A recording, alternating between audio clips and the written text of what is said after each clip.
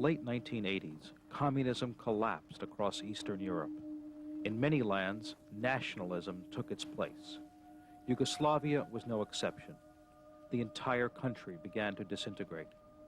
Serbian nationalists throughout the former Yugoslavia began to call for the unification of all Serbs into one ethnically pure state.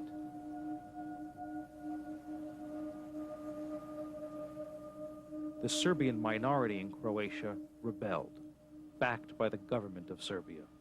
Soon, war broke out, aimed at deporting or killing all non-Serbs. In 1992, the war spread to Bosnia. Once again, a minority sought to cleanse large areas of all non-Serbs.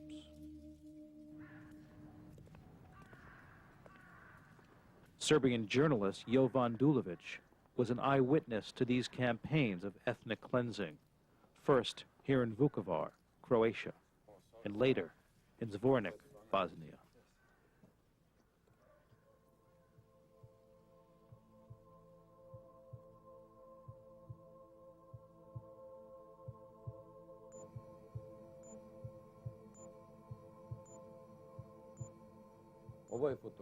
This is the photograph that was published on the cover of our magazine, Vremya. It is the only one that exists from the time of the attack on the small Bosnian city of Zvornik. For me, this grainy picture symbolizes all the tragedy and horror of what happened. On the right side of the photo, a Serbian paramilitary soldier confronts 3 tortured Muslim civilians.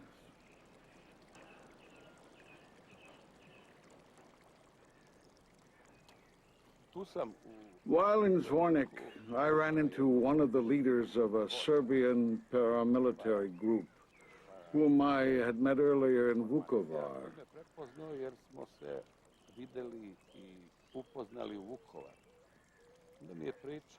He told me a story about the previous day when they had been cleansing a certain village, and how they had worked the entire time with cold weapons.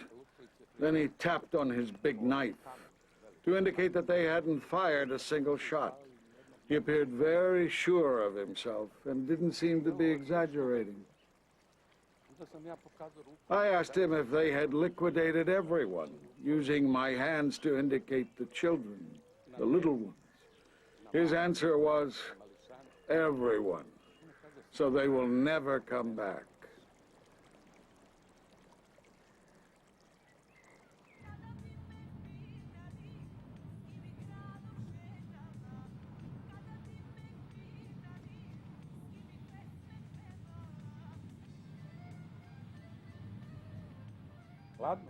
On a cold November day in 1994, my editor sent me to cover yet another chapter in this ongoing story. For the first time, the Serbian government, my government, had indicted its own citizens for war crimes. I must admit that I am obsessed by Eastern Bosnia because I was there. I saw what happened. And now I am trying to get the story straight in my head as precisely as I can before I communicate it to others. I think that is my role.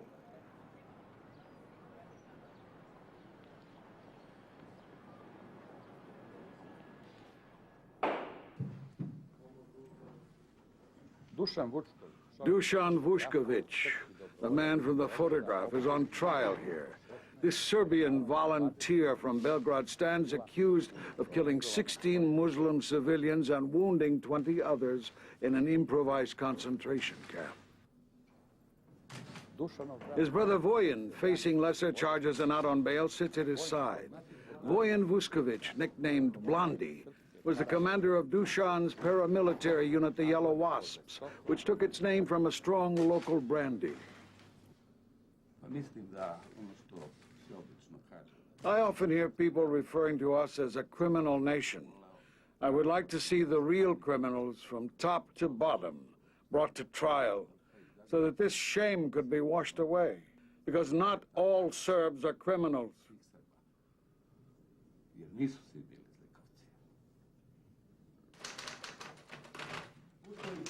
mali ljudi, otac i majka isto, jel? Rođen u Priboju, živite u ulici Ilije Stanovića 69, jel? Kad slušaš mass medije, When you listen to the mass media, to television and radio, automatski tebi proradi a sort of instinct is automatically awakened in you.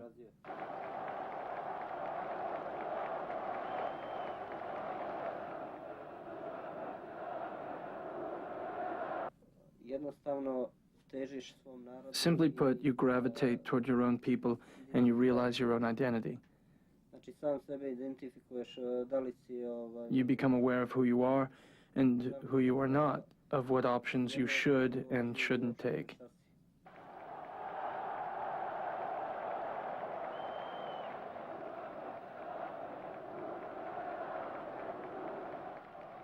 Is that why you felt the need to get involved?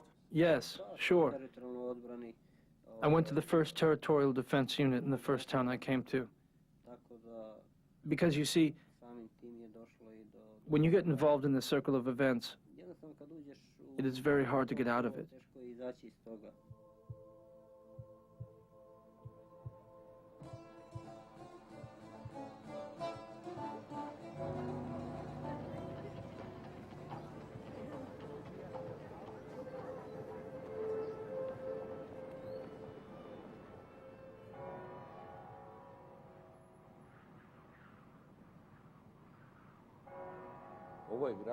This is the city of Zvornik, situated on the western bank of the Drina River, which forms the border between Bosnia and Serbia.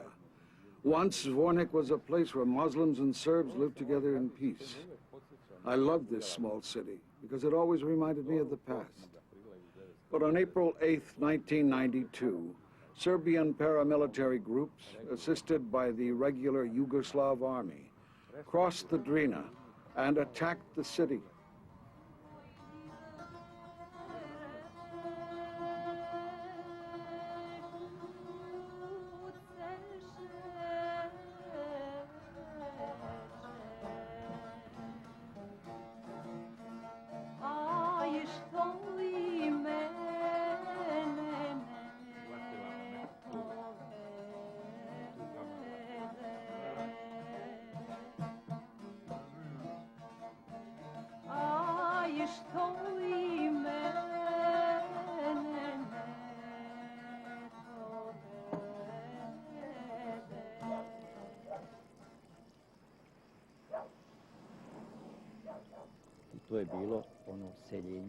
Serbs began leaving town about a month before the war. At the time, there was a flurry of Serbian television propaganda saying that massacres against Serbs were being prepared in Zvornik, claiming that Kurdish volunteers had been seen there, and that Croatian fascists were also in town.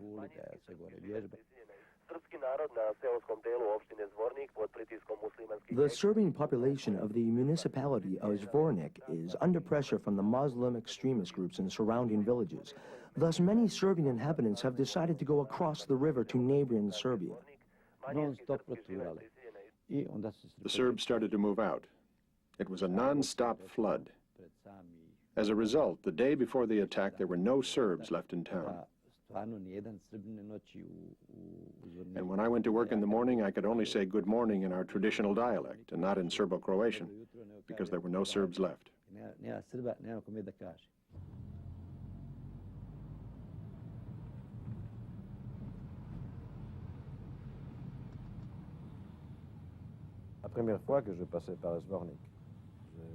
The first time I went to Zvornik, I left Sarajevo early in the morning.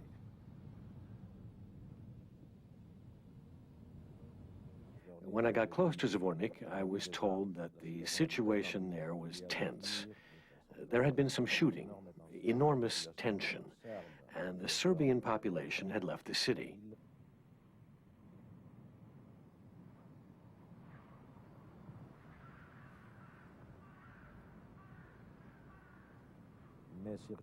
But what had shocked me the most was that I was stopped by Muslims who pleaded with me, saying, do something, do something.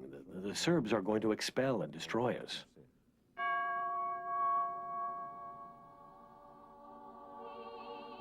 The time I spent in Belgrade was very important to me because it was there that I saw the role of the media, and there that I understood why the Serbs left town.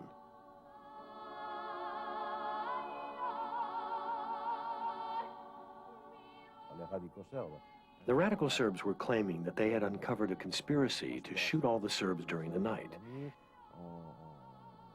They retold the history of the Second World War and so on, and finally they succeeded in causing the exodus of, if not all, a large portion of the Serbian population.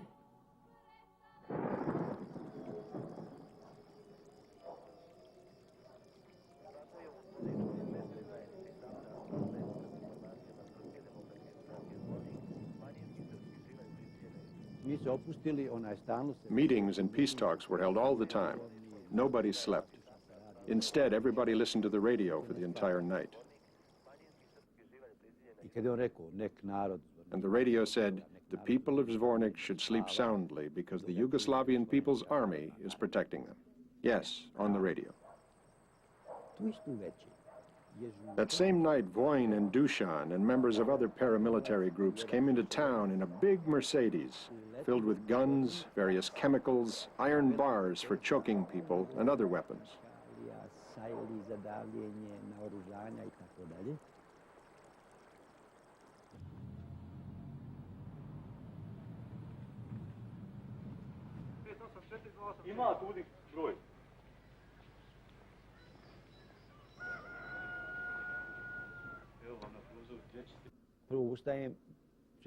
In the morning, I didn't hear the shooting. As was usual on mornings when I didn't have to work, I woke up around 8:30 or 9 and turned the radio on. I heard the announcer's voice saying, "Defenders, take up your positions and defend your city."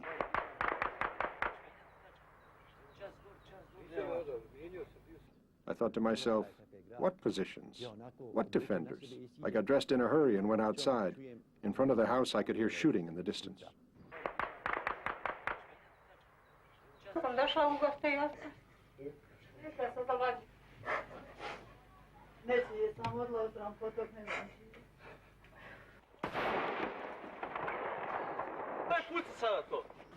Ovdje se pucalo, a ne znam ja ko. Ovamo, ajde, napred! Hodi ovamo! Napred, ajde! Ne znam ko je pucao! Napred, ajde! Ko je pucao sad malo? Ne znam gdje se vi. Ko je pucao? Pa ne znam Boga mi. Napred! Polako, pusti.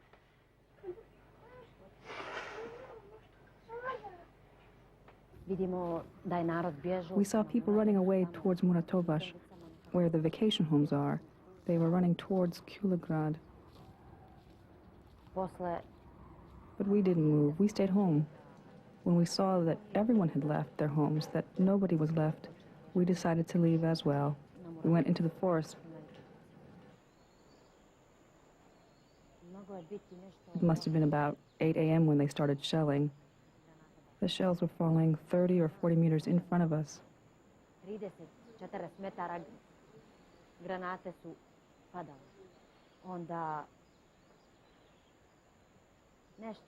It was maybe 9:45. I remember very well when they surrounded us.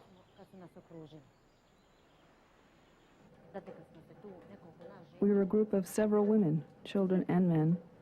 One woman was pregnant. They encircled us, and from the street below they told us that we were surrounded and that we shouldn't try anything, but should walk calmly down to the street.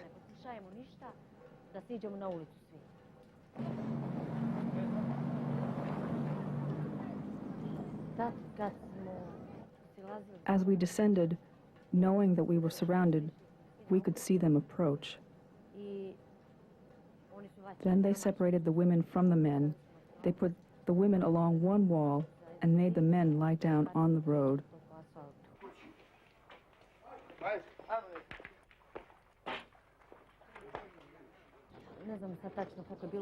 I'm not sure how many cars came, but the men were well armed. I remember one in particular, Vuchko, the wolf. He was armed to the teeth, and he had those military boots laced up his leg. The soles of the boots were steel enforced, and with these boots, he was kicking and smashing people. He warned us that under no circumstances should anyone cry. He threatened to kill us all, to slit our throats. I counted 30 men lying on the ground. Your husband was there too? Yes, he was. 5 of the men's throats were slit right away. They tortured the others so they would suffer and die slowly. They broke my husband's jaw and sliced him across here. Then I saw him exhale and the blood gushed out.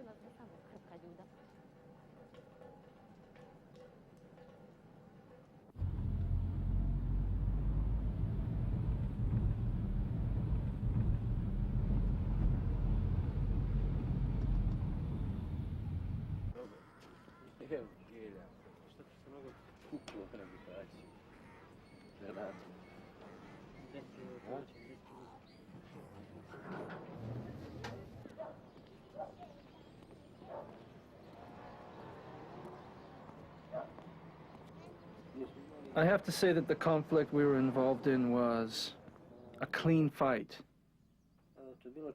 Like knights. Whoever survived was the winner. We didn't provoke this conflict. The Muslims did. They picked a fight with the Serbs, so they should suffer the consequences.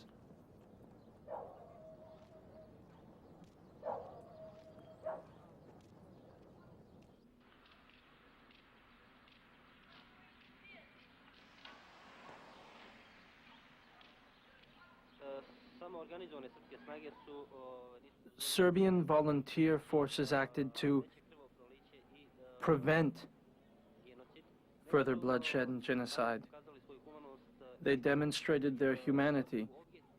For example, at this building, here, they gathered all the innocent civilians to protect them from the fighting. They put them on buses and sent them over the border. That is the restaurant, the cafe. Those people were taken out and along that wall they were shot. This is the restaurant where they were actually in a shelter. They used it as shelter. This is the wall along which they were lined up and shot. And one man accidentally survived. The only thing we heard was shattering glass falling from the front of the restaurant. After they broke the glass, we could hear their voices, and then one of them stuck his head through the window. When he saw us, he began shouting, "Civilians!"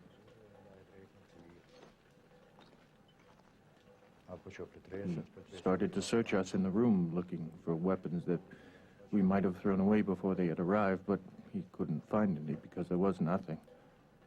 When he realized that there was nothing, he shouted, "Men to one side." As he approached, he finished a conversation on his walkie-talkie and put it away. Then he shot the 2 Baja brothers. He was cursing and yelling. He grabbed my brother-in-law by the hair, cursed at him, and while still pulling his hair, shot him in the head. This all happened in a split second. Then he turned to me. All I can remember is lifting my shoulder and moving my head like this. After that, I don't remember anything. After a while, I regained consciousness. I opened my eyes and saw that my head was down, and my hands were under my head. They were covered with black blood. As I was lying there, I saw Boots coming toward me then, and he shot me again in the head.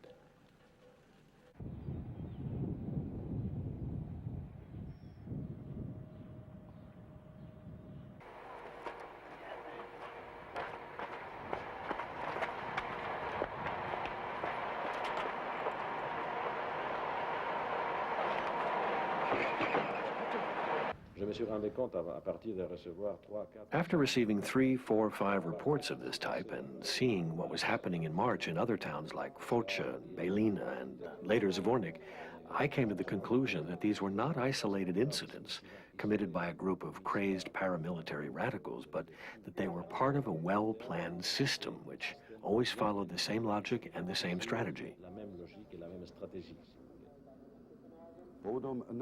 Following the untrue and biased interpretations of the events and situation in Zvornik, the Federal Ministry for National Defense Information issued this statement. Muslim and fascist Croat paramilitary units initiated armed clashes in the Zvornik region and cut off communication between Serbia and Bosnia-Herzegovina. The Yugoslav People's Army and the territorial defense units entered Zvornik, pushed these Muslim paramilitary groups out of town, re-established order, and restored communications.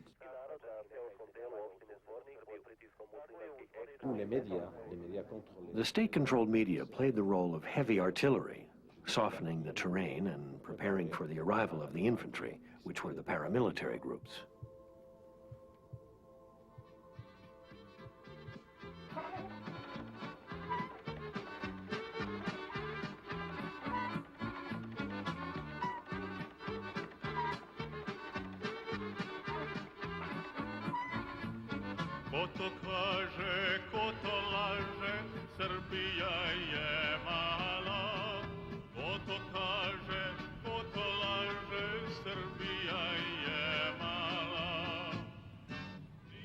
The Vučković brothers were the lowest in a chain of command, small soldiers in a large scheme.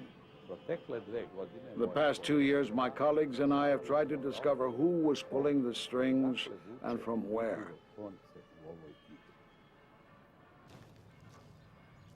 When the Vučković brothers were arrested, we were told that they were members of the Serbian Radical Party, an extreme nationalist organization.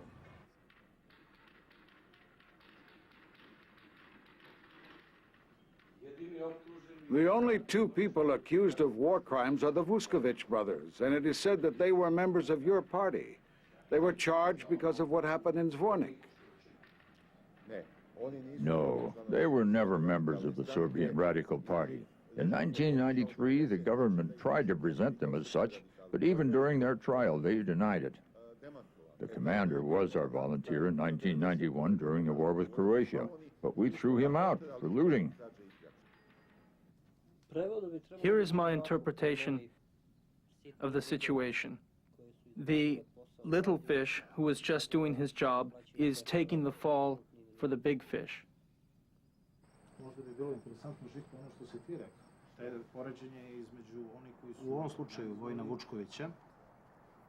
In the case of Vojin Vučković and his brother Dušan Vučković, I have to say that this trial has political connotations, both for the Yugoslav government as well as for other people outside the country. So this trial has 2 aspects, a criminal aspect and a political aspect. Which one will dominate and what will happen has yet to be seen.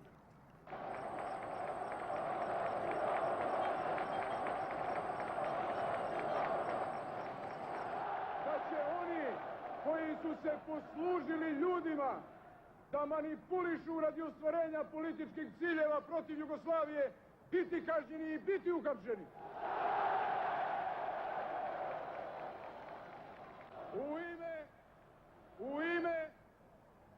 U ime rukovodstva Socijalističke Republike Srbije, ja vam to garantujem.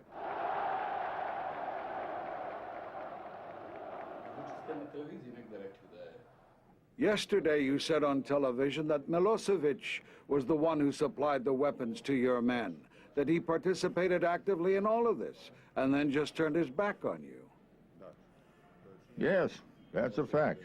In 1991 and 92, Milosevic was a leading nationalist and a patriot. At that time, we had very close cooperation. When 30,000 paramilitary volunteers were sent to the front where Serbian people had to fight, he was the one who supplied the arms, the ammunition, the clothes, and the food. He provided the transportation, he allowed the use of military facilities, and so on and so on.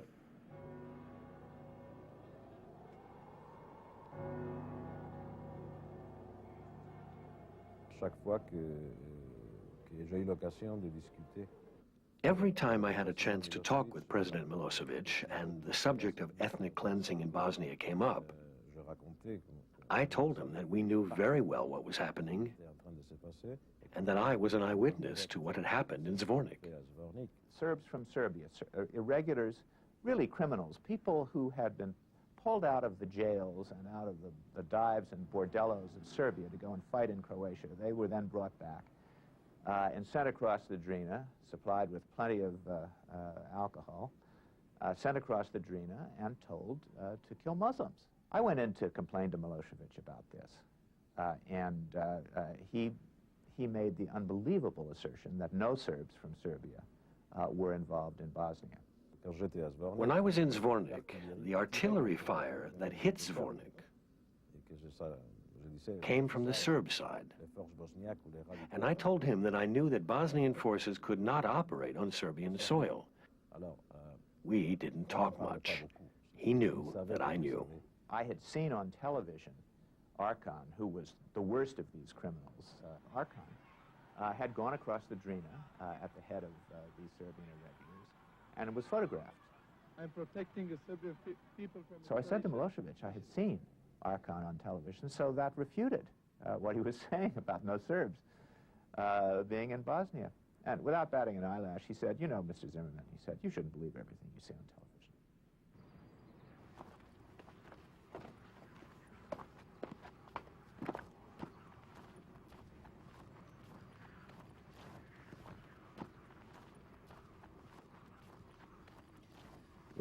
What was happening was that the international community, the European community, didn't want to hear, didn't want to know. I not only reported the details of what happened, the thousands of refugees I encountered who left Zvornik, who were terrified. There were many wounded women and children, mothers with babies in their arms. I also reported that there was artillery fire coming from the Serb side of the Drina River. The shelling was aimed straight at the huge column of refugees to disperse and chase away the survivors of the massacre in Zvornik. I reported all of that. What then was the problem with the Security Council? I learned that throughout the conflict, the reports that arrived at the United Nations Secretariat in New York were not passed on to members of the Security Council. That is to say, to the ambassadors of the member states. In certain cases, some reports were passed on, but only as summaries.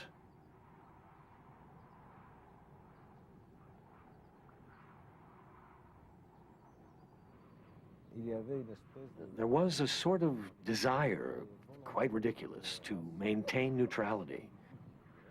But maybe, unwittingly, it made us accomplices.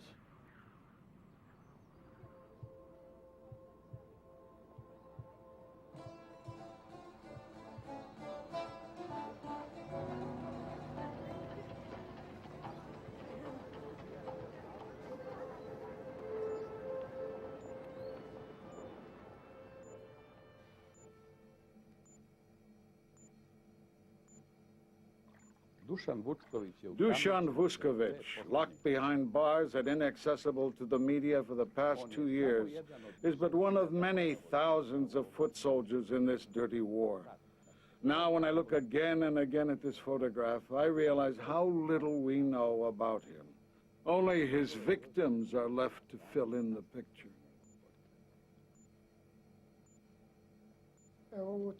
This is me, Ahmet Isic. This is the photograph from when we were arrested near Zvornik. And this is Dusan, Ponytail, from a village near Belgrade. It is impossible to find anyone else who lived through this. You won't find one man in 5,000 who witnessed it and survived. Someone like me, who lost his sister, his wife, and his son, who survived a concentration camp and suffered so many atrocities. I was slashed so many times, more than you can see in this picture. I would have bled to death, but when they loaded us on trucks, I fell on a tent, which stopped my bleeding.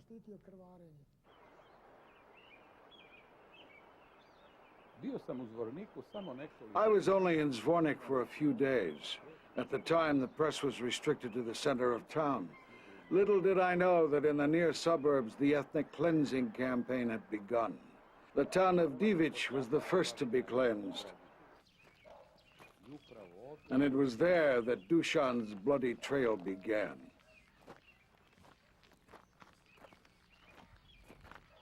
Oni su u Divić ušli 27. aprila, dakle dan I po negdje po bombardovanju.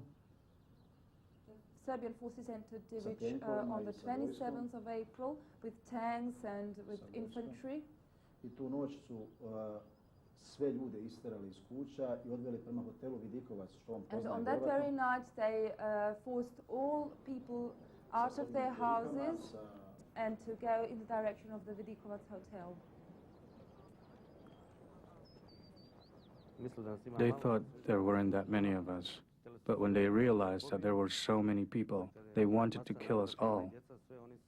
When the mass of people and children started to move, they called their command in Serbia. They received orders to send us back to the village.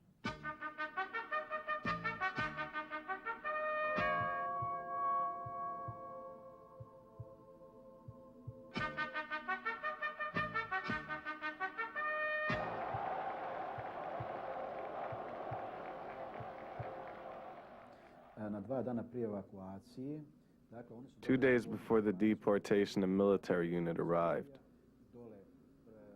People saw them coming out of a van across the lake. As they approached, they screamed, "Kill them," and cut their throats. For the next 2 or 3 hours, there was so much shooting, it's hard to imagine.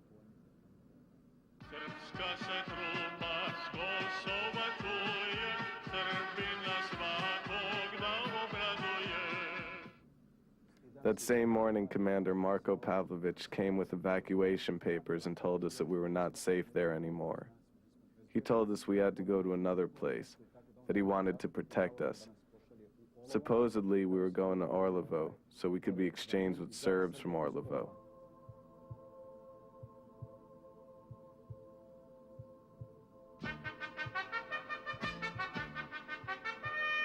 U to doba niste razmišljali o nečemu kao što At that time, did you think about the concept of ethnic cleansing?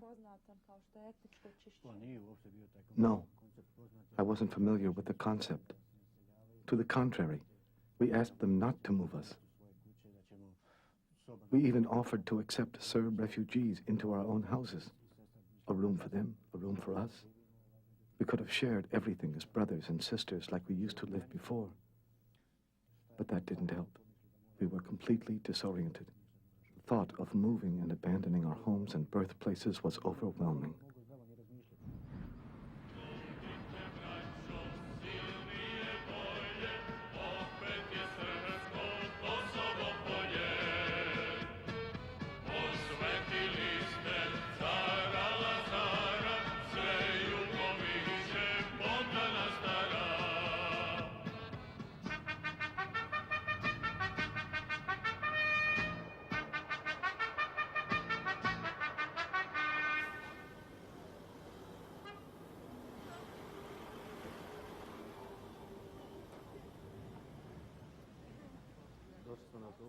At the Zvornik bus station, soldiers in camouflage uniforms came out of buses and started shooting in the air.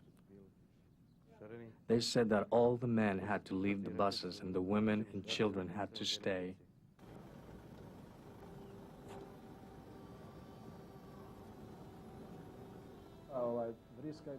The screams are horrible. You know how it is when women and children start screaming. People were so confused, they didn't know where to go. The soldiers started shooting at their feet, scaring them to make them go back into the buses. The women and children kept screaming. One mother had to say goodbye to her 15-year-old son. She was screaming and then she fainted. These kinds of scenes cannot be described. There were moments when life became totally worthless.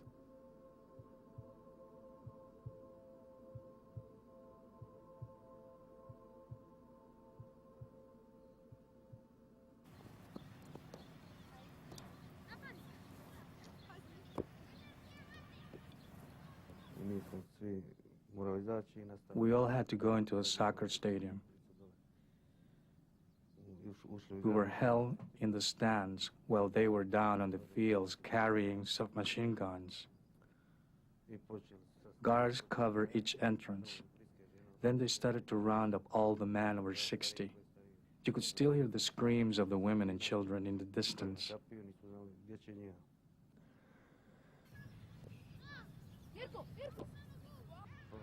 They took the old men to one entrance.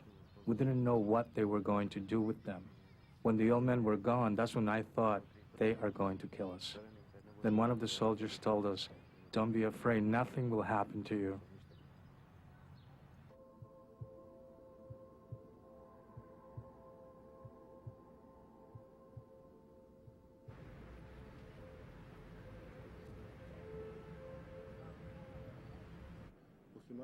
A large number of Muslims got organized and realized they couldn't stay here any longer, especially after people from central Bosnia started coming in.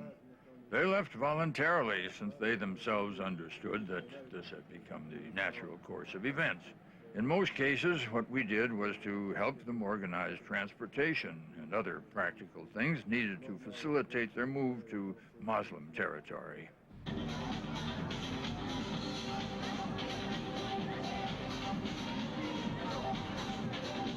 Yet people say that there are a lot of Muslims who were killed and that ethnic cleansing was going on. All that is completely made up.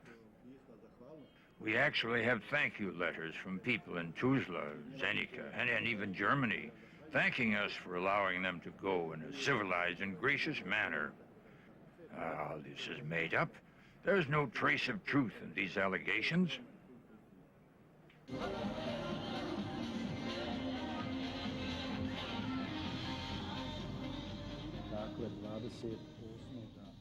On the 29th of May, they took us in 3 buses to the nearby village of Čelopek. Čelopek smo prebačeni autobusima njihovim. 3 su autobusa bila Grigi Transa. Then we were incarcerated in the village cultural center.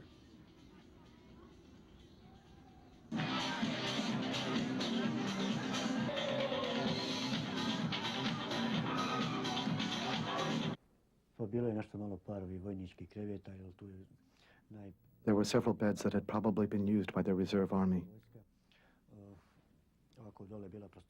There was a stage with some loose planks, and under it we found someone's personal documents. A driver's license and so on.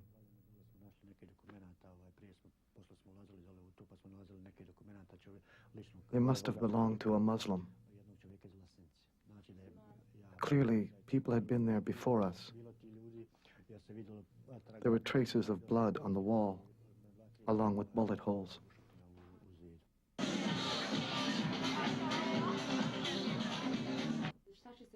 What went through your head when you saw all of that? We realized that there was no way out, and that a horrible destiny awaited us.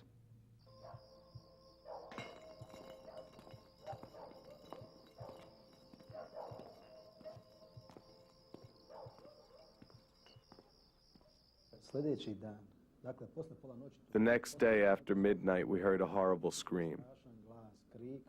A man jumped on the window and grabbed the iron bars. He screamed, "Wait till dawn, we will see each other in the morning." He wanted to get in, but the guards wouldn't let him. He had a beard, a Chetnik hat, and his hair was in a ponytail. Is this the man? Yes, judging from his face, his lips, eyes, and nose, that's the man.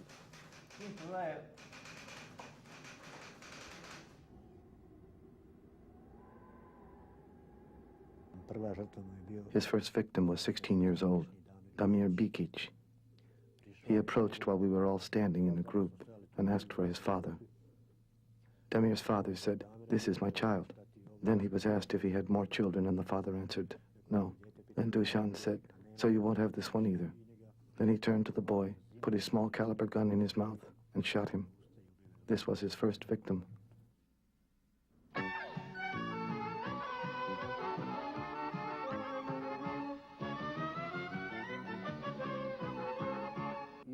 He pulled Mustafid Shaban from among us.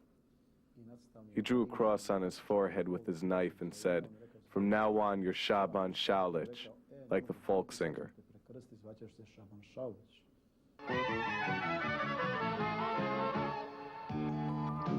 Nemoj da mi brišeš suze, samo ti. Pusti noćas neka liju moja ljubavi. He had two knives, one dull and one sharp. With the dull knife, he drew a cross on his forehead. Voleo sam samo tebe, to dobro znaš. Što odlaziš, zašto rane meni ostavljaš.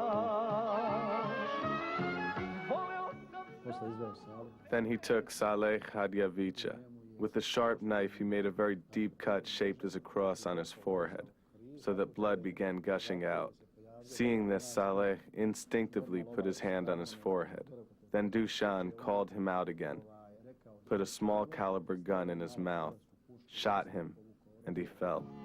Sutra kada svane jutro krenut ćemo mi. Svak na svoju stranu sveta moja ljubavi. Sutra kada svane jutro krenut ćemo mi. Svak na svoju stranu sveta moja ljubavi. Voleo sam samo tebe, to dobro znaš.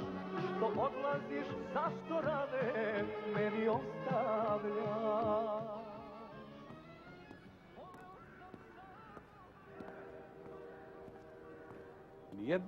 None of these witnesses were called, and none of this testimony was heard during the trial of the Vuskovic brothers.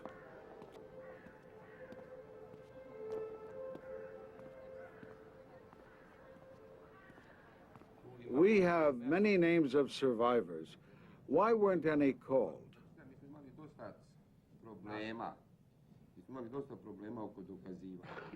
We couldn't get in touch with any of the witnesses that were there because a lot of them left the country. And a lot of them changed their addresses. You know, all the Muslims in Divic who were in the Chelopech Cultural Center left the area. Besides, some people were probably killed because, as you know, a civil war is going on down there. The judge invited me to the court to testify. After thinking about it, I decided it was too risky. Then I talked to him on the phone. He told me he would send someone over here to the consulate to get my testimony on film. However, no one has contacted me yet.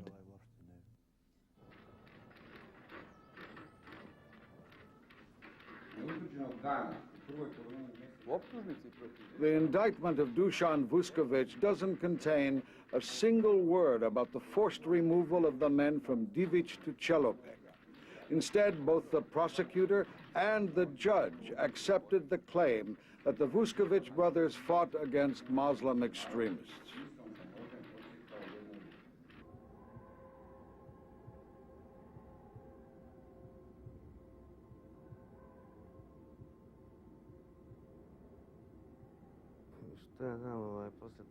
They made a party of their torturing.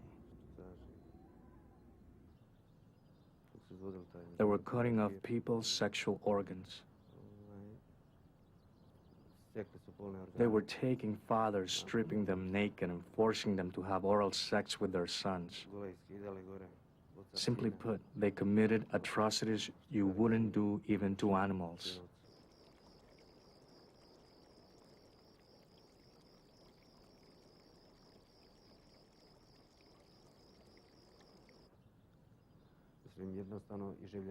They beat us mercilessly. Nobody expected to get out of that place alive. We were all condemned to death. They told each of us, "Your turn is coming."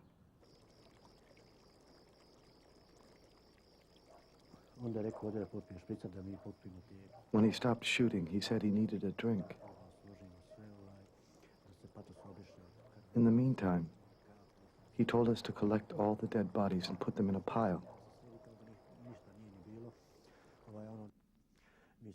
He told us to clean everything thoroughly, every drop of blood, every inch of the floor and the wall, so the place would be spotless, as if nothing had happened.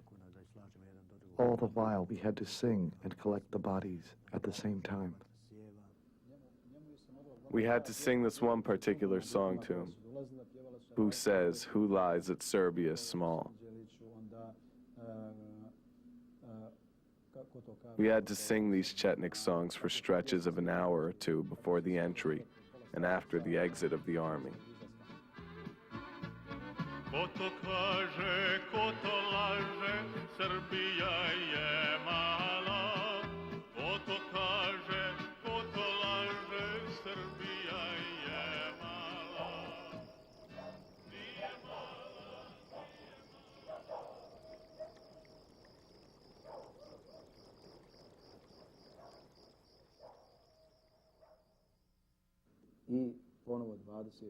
On the 29th of June, we were sent back to Zvornik.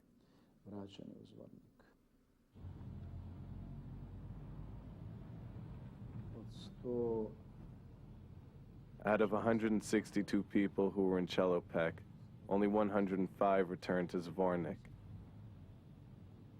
The rest were either killed or taken away. I personally left a trace in the form of a passport belonging to my neighbor who had been killed.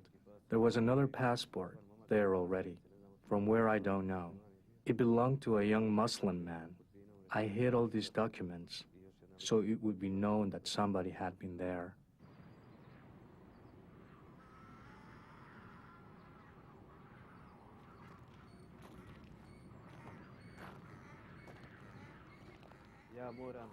There I was, forced to leave my house.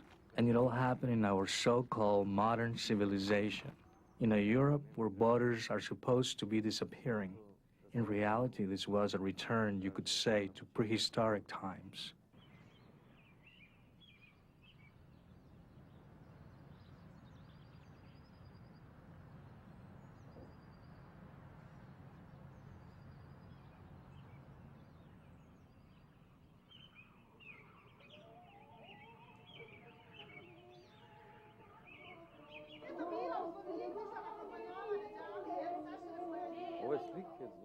These images of a Zvornik suburb called Kozluk were taken before the total cleansing of the village, filmed by a resident for a relative living abroad. They are the last record of a way of life that has now completely disappeared. While Dusan Vuskovic was terrorizing the prisoners in Chelopech's cultural center, his brother Voyin was just a kilometer away, helping to cleanse Kozluk of its Muslim inhabitants.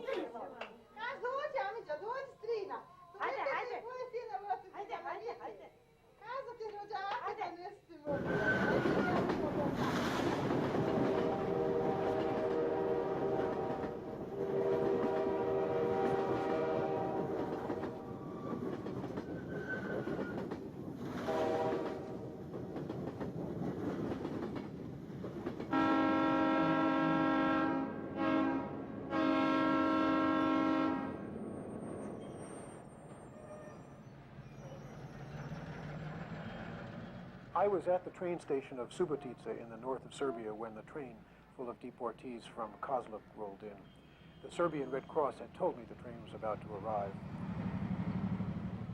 The image that I remember was the women and children getting off the train, rushing to this little canteen to get food. It just broke my heart. I felt here were people who had no past anymore. They probably had no future. And they were being deported by a state which was claiming it was doing nothing and that something really terrible was going on in Bosnia. Here's an engineer from the town of Zvornik. He told me no Muslim had a job in Zvornik. A lot of Muslim people fled. The elderly and women stayed behind. He said there was a camp, and I put in my notes here KZ, you know, the German initials, Konzentrationslager, near Zvornik, mostly men. He said people there were being killed and robbed.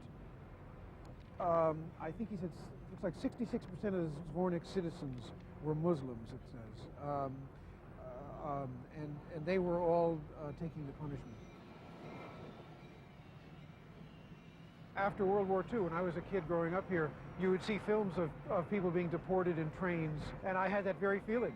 It was a state in operation. Railways are operated by states in Europe. Everything was organized from the very top. That meant it was Slobodan Milosevic himself who must have ordered people to organize this thing.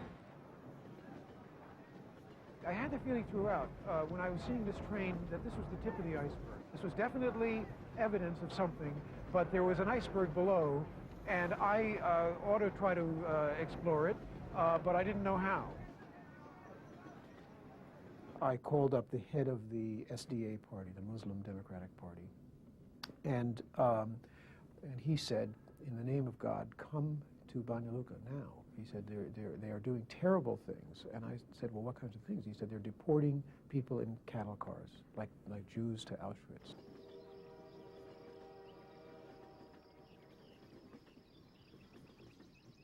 And I was on the first bus in. It was the first bus I could get on, with an interpreter and a photographer. And the first story I went after was, well, first I went to them, to the Muslim and Croat political leaders. Then I went to the authorities. Then I went back to the non-Serb groups. Then I went to the authorities. You know, they went back and forth, and the authorities took me to a camp. Up on the hill, at a few hundred meters away from us, you could see men lined up like sheep, having their heads shaved. It was through the barbed wire fence. We looked at each other and we sort of gave a wink of, God, we knew that picture, because that'll tell the whole story of this place.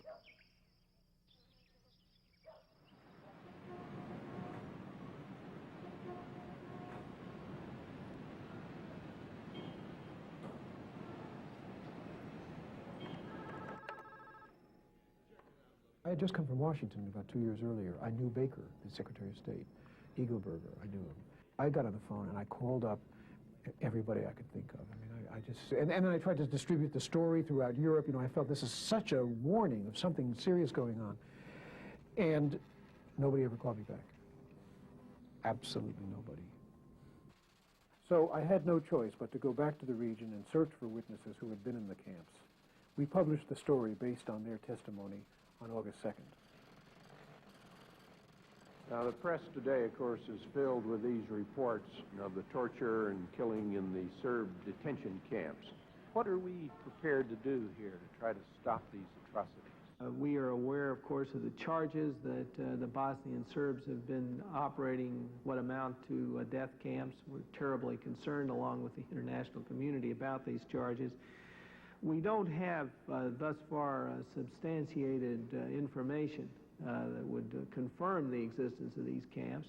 Niles denied under oath that these, I believe he was under oath, that these camps, that we had any confirming information about these camps. That was a lie. It was an absolute lie. This is the attempt by the top of the building to throw a wet blanket over this issue, because as it was described to me, on behalf of the senior authority in the building, this story is getting out of control, and it's roaring like a twister through Washington, and it's could be unpredictable in its consequences. Bear in mind also that during the campaign, the president was almost never in Washington. He was out campaigning. Looking back on it, at close age, the president can recall 2 meetings where they even talked about Bosnia. Let's say there's a breaking event. The State Department bypasses the bureaucratic process. The action officer writes up a quick summary of whatever the event is. At the end of the day, the department gives a dozen evening reading items over to the White House for the president's attention. And you have prepared these night notes for the president's attention when you worked at State. That's right. I think you're thinking of an incident, and I forget where it was reported, where I was talking about the Serb concentration camps and how most of the concentration camps were Serbs and so forth. And Eagleberger's office took that out so that the anodyne final version for the president read, "Everybody is doing the same thing," which was quite incorrect. I can't believe it was censored. It may well have been there were questions about whether it was correct or not, but I literally don't remember the case. The State Department didn't want to rock the boat. We didn't want to get the president somehow involved in this thing so that he would further American responsibility to try to find a solution. What do you want me to say? I don't remember it. I don't think there was a cover-up. If there was an attempt at a cover-up, it was stupid because it was going to get out. And I guess the final point I would have to make to you is, if what was going on, if what we were trying to do was avoid this so we wouldn't get pressured to do something, the fact of the matter is we decided we weren't going to do anything once it became public anyway. When I say not do anything, I don't mean by that we didn't say something publicly, but we were not prepared to take the active steps necessary to bring it to a halt.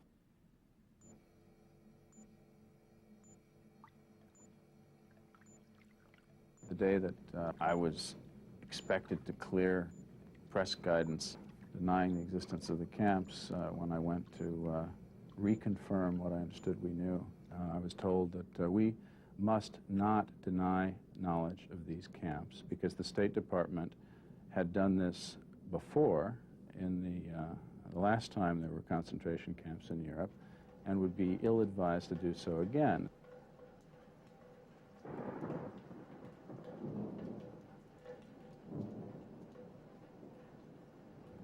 I made that point to the top of the building. The response was that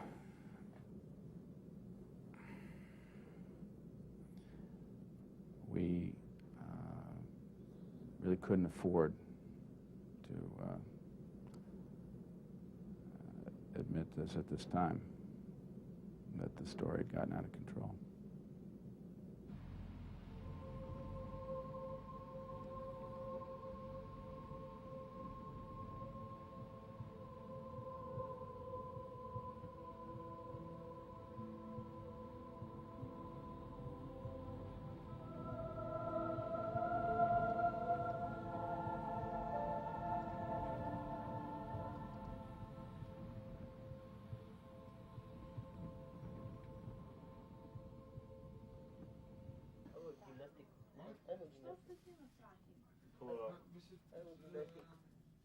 Looking back, do you regret that you got involved in the war? I am always ready to defend the Serbian people and their homes. But my experience tells me that all of this is just economics. Trade of territory. It is a trade of materials and a trade of souls.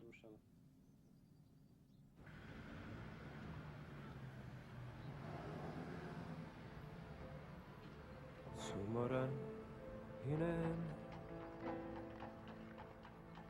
jablan gromom razvaljan, zagledan u čašu preduboko.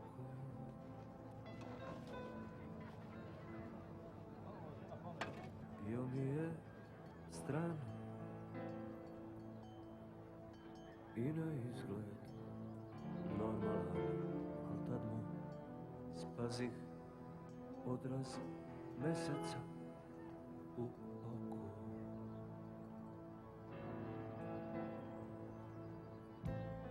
On me oslovi.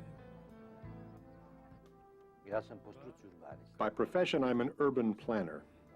A planner has to know people, city people, so that you can create a city. This is my city, my people. For 25 years, I've been given a responsibility to create a city where people can live comfortably.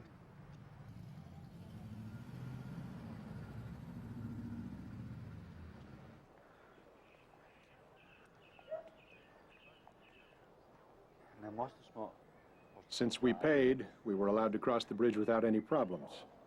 Before the guards stopped us, a policeman told him something and then immediately turned around. By that time, we were already on the Serbian side.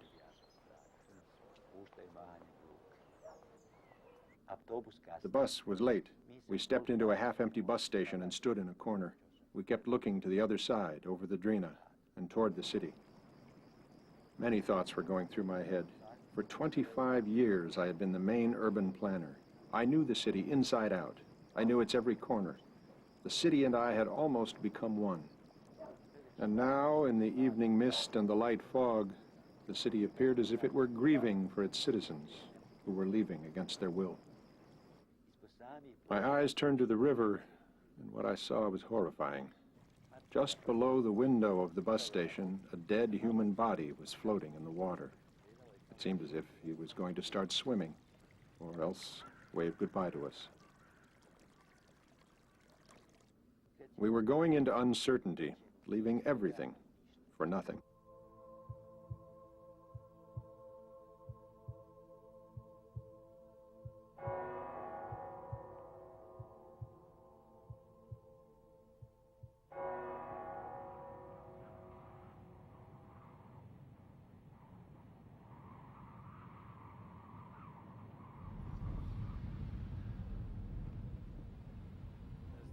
Šta znači ubiti grad, ne znaš ti pauke haljavih rovova.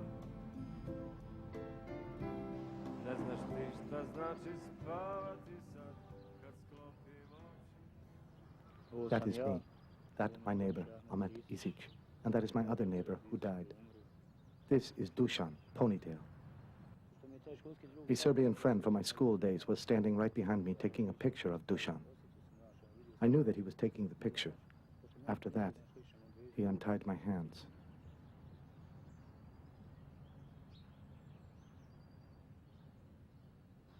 What would you do to Dusan if you ran into him today? I do the same things to him he did to me, in the same way. What I lived through, I want him to go through just the same. The worst crime you can do to a person is to take away his freedom. When you have no rights, when you have to walk with your head down, with your hands behind your back, and when you are not free to go anywhere. Gdje je čuvan veći broj civila muslimanske nacionalnosti iz Iviča za vreme ispitivanja istih da li imaju skriveno oružje. I slično prišao jednom civilu muslimanske nacionalnosti, istom sa nožem odsekao jedno uvo.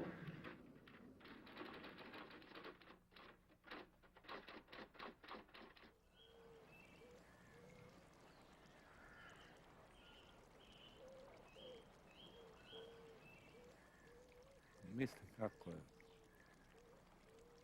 kako nije moralo doći do svega ovoga. I am thinking how all of this did not have to happen. How everything was planned and constructed in such a premeditated way. Nothing happened spontaneously. Da najneverovatnije za ovo oni najglavniji, onaj koji je smislio sve to, ili oni koji su smislili u samom vrhu, neće nikad odgovarati. Those who are most responsible will never be brought to justice. Možda će. Maybe the executioners will have to answer. Tvorci celog programa. But the creators and the planners will probably never have to answer to any crimes. They will never be harmed.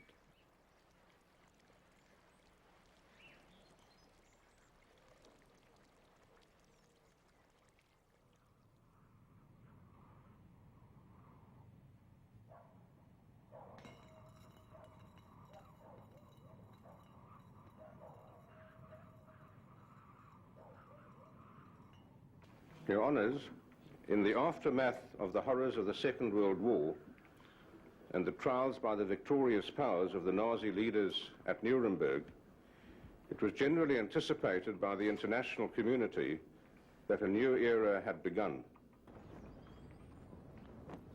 The tribunal, all rise.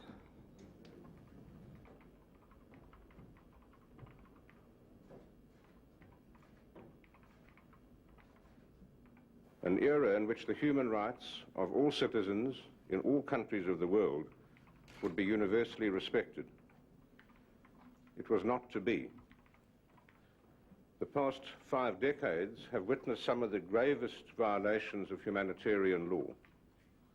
Those responsible have too frequently escaped trial and punishment by national courts. Indeed, in many cases, they have been in positions of leadership and power in their own countries, and they have effectively placed themselves above the law. People who have suffered require call for justice. They call for retribution. It's a natural human reaction. The worse the atrocity, the longer the time period during which atrocities were committed, the louder the cry. If that cry goes unheeded, those people cannot begin their own healing process. And in that situation, if you multiply one person in a country by many hundreds of thousands of such victims, if their cries for justice go unheeded, you're going to have a situation where you cannot have peace and reconciliation.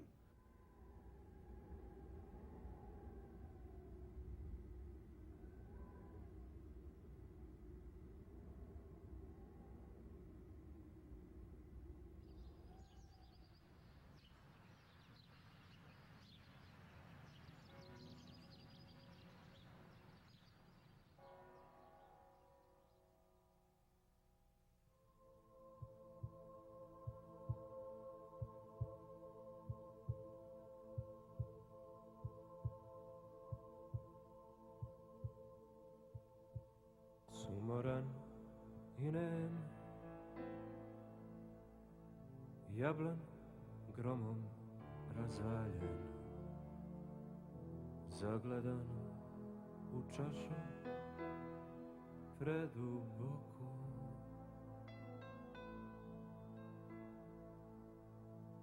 Bio mi je stran i na izgled normalan, al tad mu spazih odraz meseca u oku.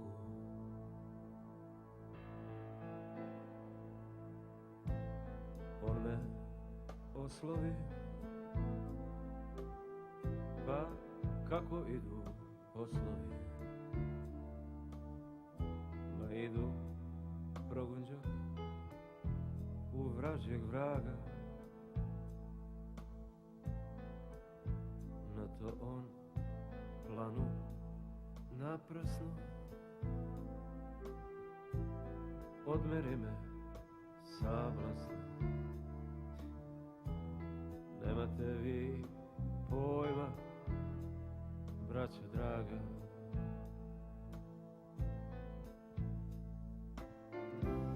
Ne znaš ti šta znači ubiti grad, ne znaš ti pauke kaljavih rovova, ne znaš ti šta znači spavati sad kad sklopim oči, ništa osim tih krovova. Kada sklopim oči